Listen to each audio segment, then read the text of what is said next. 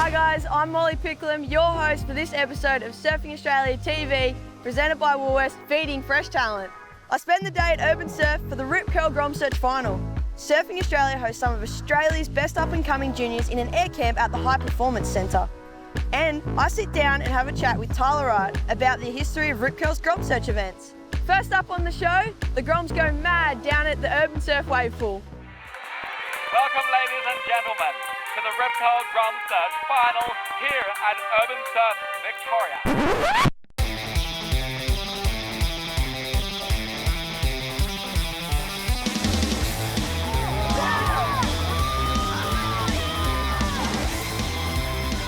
I made it down here in Melbourne for the Rip Curl National Final here in Urban Surf. Let's go see what the Groms have. That was a three-pointer. Just a big tube. The Rip Curl GromSearch has had a long history of talented surfers passing through, and I'm sure this event's we're gonna see a whole new batch. There's a lot of elite talent that have gone on to the World Tour, including Gabriel Medina, Stephanie Gilmore, Sally Fitzgibbons, Tyler Wright. They've all passed through the GromSearch series, and there's a whole bunch more out in the water fighting it out again today. It is a dream. You know, when you're little, you dream of just surfing a wave pool and it's finally come true. Yeah, offshore wins, 3-foot consistent sets over 1 minute. It's just, you can't go wrong.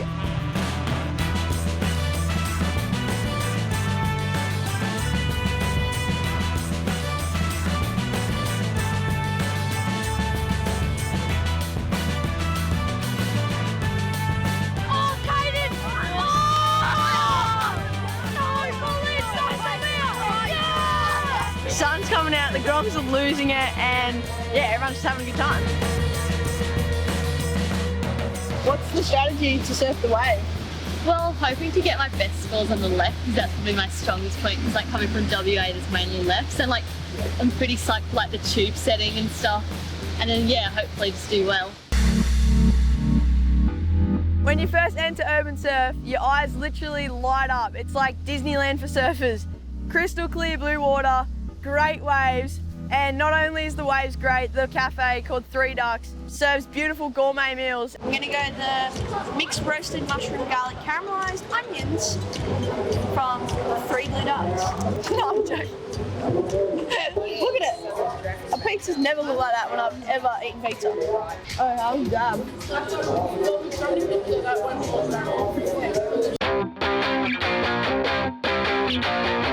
out there. Let's go. For an event to be held at Urban, it's paradise on earth, I reckon, for a GromSearch event especially. So the different modes, it goes from intermediate to advanced to cruiser, so it's all user-friendly. The beast mode is an easy, nice takeoff, and then you roll into a slabbing looking thing, but you've just got to point your board to the cafe and then ride on out. I feel like anyone could achieve it if they had 10 goes at it, and I feel like you get enough goes in your session to have a crack, but the consequence if you don't get it is kind of scary. For me, it's good to practice barrel stance or like technique-wise and what I can do in a barrel. Finals time, so it's getting down to the sharp end. Groms are absolutely loving it. We've narrowed it down to 4 finalists in each division. Each of those surfers gets 2 turn waves, 2 tube waves on both sides of the pool. Their best single score from each of those wave types adds up to a total out of 40 to see who will be the Rip Curl GromSearch National Champ.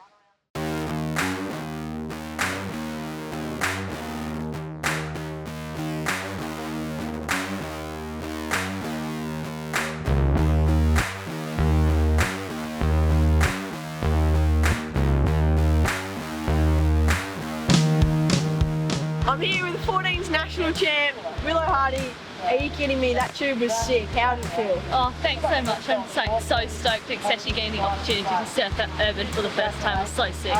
Willow's my wild card, so we got it. I don't think I've ever been so nervous in my life. Like, it's so nerve-wracking just sitting there and waiting for a wave, but yeah, it's so fun.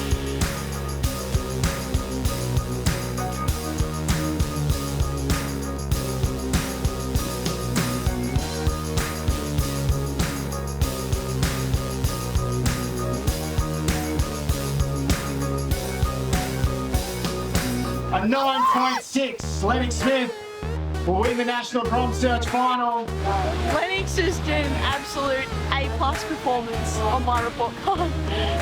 How was that wave? Yeah, I know. Yeah, I'm so stoked. It was so fun being in the wave pool. Something different. It was good to hang with the boys as well.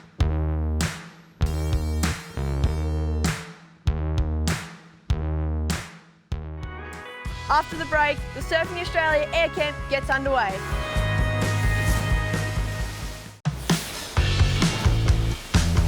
Welcome back to Surfing Australia TV. Recently, Clancy Dawson and Josh Kerr teamed up to run us through an aerial camp called Limitless. Let's go check it out.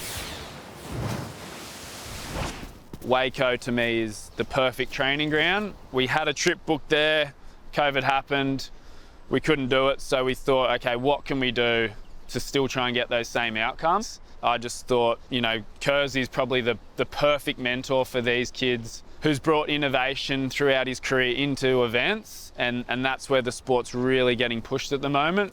So see, there's 2 spots we can go. Look at these little ramps. What about if you experiment with kind of going the other way? So spinning to your right more. So then if you're on your back end, then it's that same rotation like all the McTwist stuff you guys were doing this morning. All right, go get ready.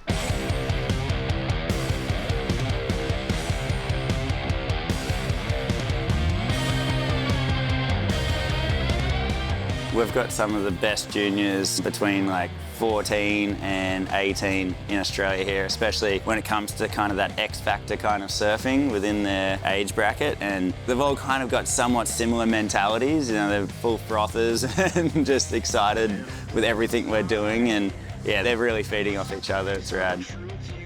Freaking go nuts for a week and just a bit of an experiment, see where we can end up.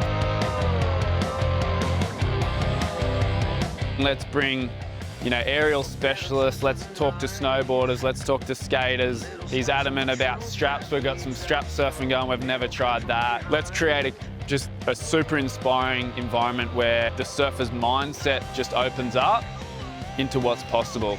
It's howling subtly, but it does not matter because we have straps.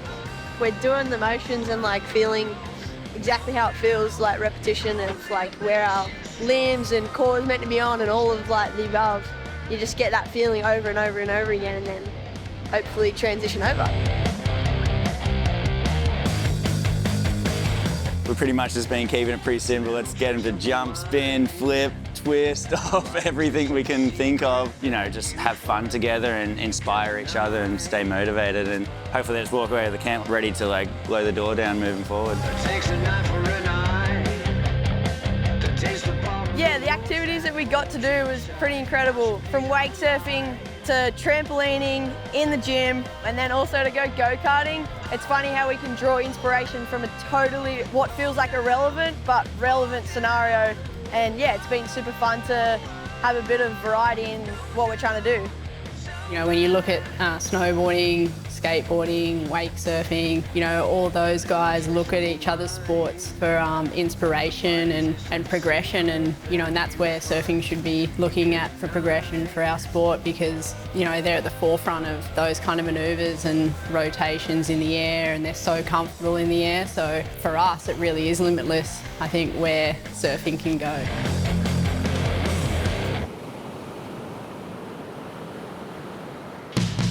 When we started the Talent ID program, Kingy and I, we saw the Brazilian Storm coming, you know, 10 years ago, and we're like, let's give these kids an edge. We're not here to safety surf, let's send it basically, let's raise the bar, because you got Gabby, you got Italo, you got John, and then Krista on the women's side pushing, and we've got tons of talent there, and they're killing it in a lot of spots. I guess the beach breaks is one place we're probably getting beaten. We want to give these guys opportunities where, you know, they get on tour and they're the benchmark. You know, they've got people chasing them.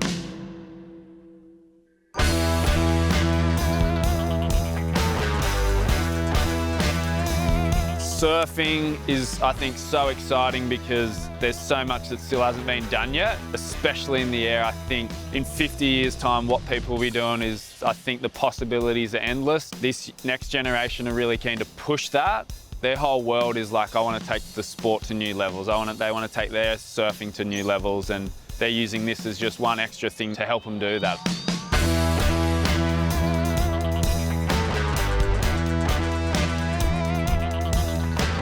It used to be just like, oh, only the free surfers do that. Like, oh, no one's going to ever really bring that into contests. Like, you know, who's going to really like nail those in heats?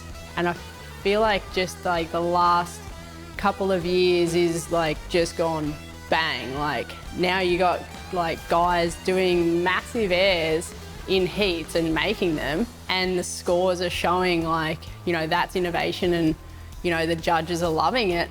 I still believe that you need to have rail game for sure. There's still that, you know, culture of surfing and those beautiful lines that need to be drawn on a wave. That's what's so cool about surfing, because there's so many elements to it. But I think for these young crew now, and seeing where surfing has come from, if they can tap in to this air game, it's just going to be like, okay, now who can start throwing spins and rolls into this and get really crazy with it? And the girls, for them, it's almost like they've got like all the stuff they're ready to go. Someone's just got to go, yep, I'm doing it, I'm locking in.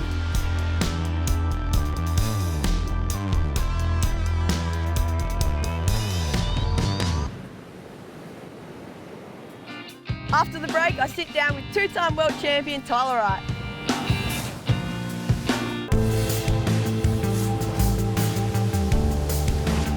Recently, I sat down with Tyler Wright to see her thoughts on junior events and the stepping stone to the World Tour.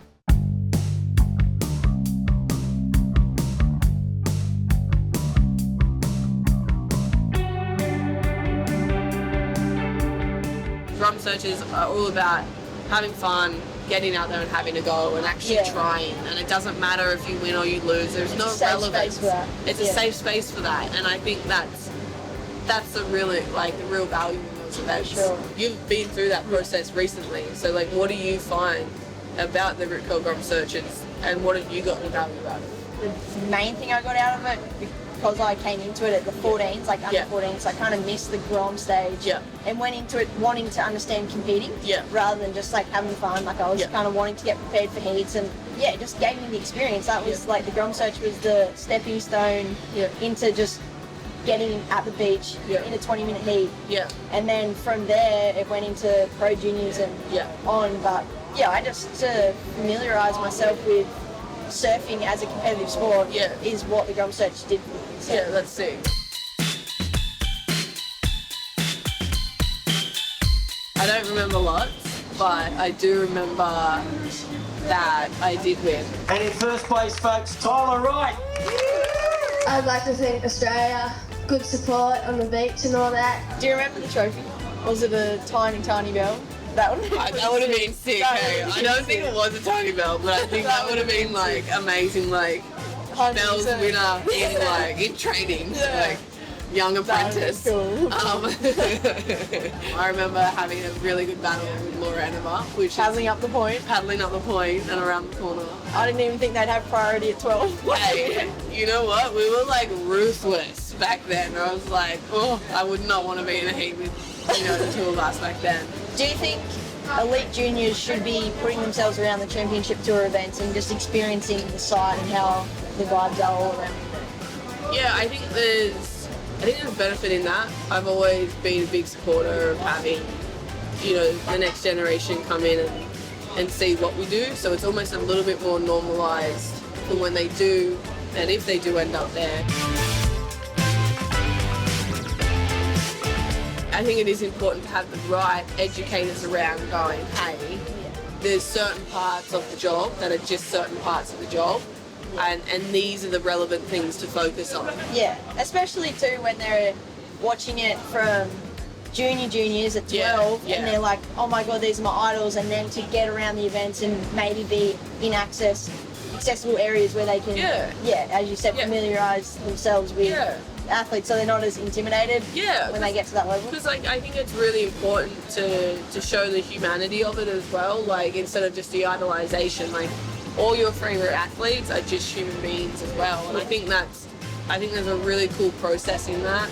I feel like so many of the Groms these days can try not too hard, but want to be exactly Tyler or exactly Steph rather than just being themselves. And can be like everyone's imperfect and we're all different. Exactly. And making it your own way. Yeah, and I think that's the real human piece to it. I feel like that's where, you know, if kids come in and see this from an early age and they can just be like, oh, you know, Tyler's Tyler and Molly's Molly and Steph's Steph, and they all do things very differently, but they still reach a very high level of performance. And I think that's a really important process is, you know, for me personally, I want kids to come on the tour and be exactly who they are, to feel safe, to feel like they belong, to feel like they're included, to know that they're going to be treated equally, kind of nurture our next generation so they're not only the greatest athletes, but also really good humans. Yeah, for sure. I think that's definitely important. Yeah. To make them feel like they're included as well and just like accepted for whoever they are. Yeah, for whoever they are, and I think that process and that journey, you know, even as an athlete myself, I know that I'm always like, all right, what am I perpetuating to the next generation, and do I like that? Would I like that for my 14-year-old self or 12-year-old self? Sure.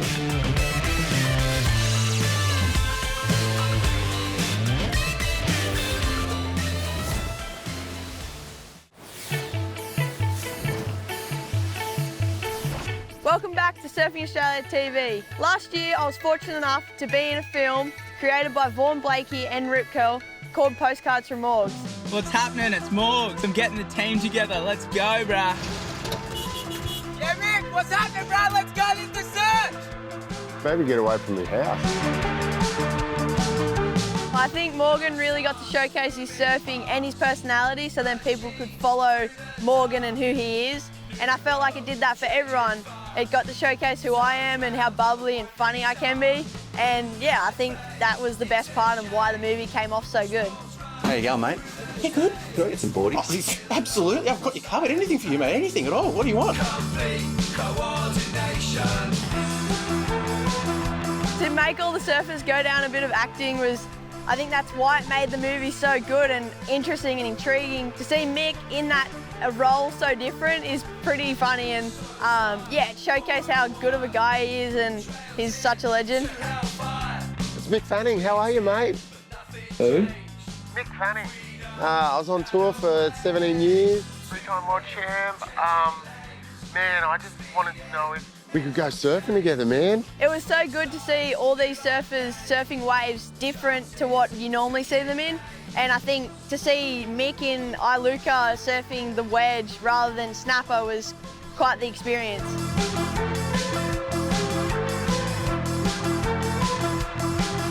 Because they used every piece of content and left nothing on the cutting room floor, it gave it the authentic feel that everyone loved. So check my little segment out. Morgan. Morgan. Oh, Tyler. G'day, mate. Are you in my head right now? I am. Oh, no. I've got some good news. The search is for everyone. All you need is the key. A key? What key? But you better hurry, because someone else is looking for it. Another surfer? Bye, Morgan. Wait, Tyler! Tyler, wait! Come back! Who is it?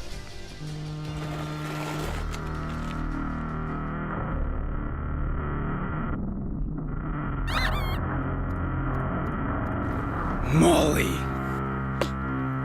Morgan, that search spot is mine. Check you later, pussycat.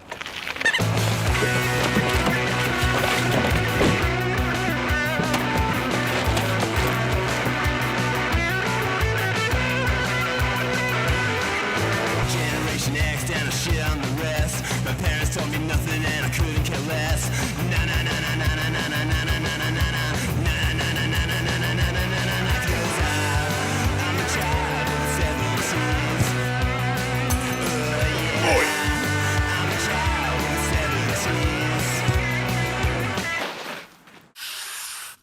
Molly! Chinese dragon set you on fire. Kamikaze ninja star, we're all gonna die. I don't need a doctor, never kiss a priest. I just had lunch with the beast, 'cause I'm a child.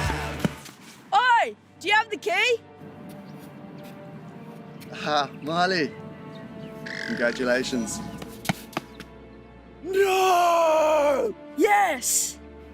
Maddie! Sorry, bro. She got here first. Molly. Morgan. Molly.